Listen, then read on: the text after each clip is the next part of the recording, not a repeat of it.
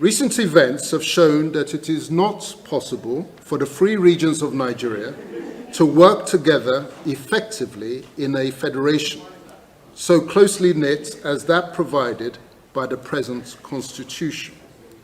Her Majesty's government in the United Kingdom, while greatly regretting this, considered that the constitution will have to be redrawn to provide for greater regional autonomy and for the removal of powers of intervention by the centre in matters which can, without detriment to other regions, be placed entirely within regional competence.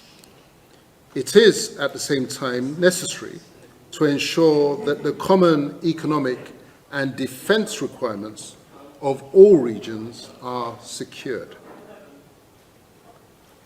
I next turn to the words of Sir Peter Smithers, who was the Parliamentary Private Secretary to the Minister of State and the Secretary of State in the Colonial Office from 1952 to 59 in the run-up to Nigeria's independence.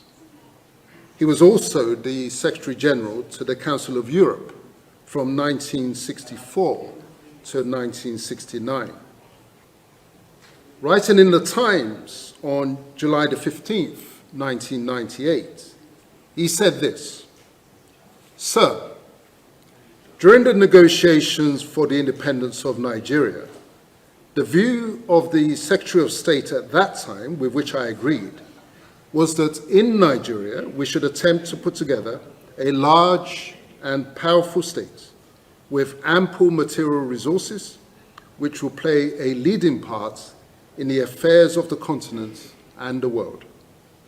This was attractive, but it involved forcing several different ethnic and cultural groups into a single political structure.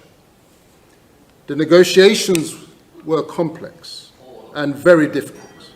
The chief problem, as I remember, relating significantly to the control of the police and the military. In the retrospect of 40 years, it is clear that this was a grave mistake, which has cost many lives and will probably continue to do so. It would have been better to establish several smaller states in a free trade area. In exculpation, it must be said that we did not then have the examples of the collapse of Yugoslavia,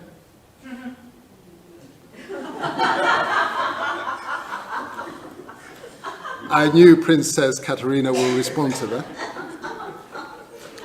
We did not have the examples of the collapse of Yugoslavia and of the Soviet Union before our eyes.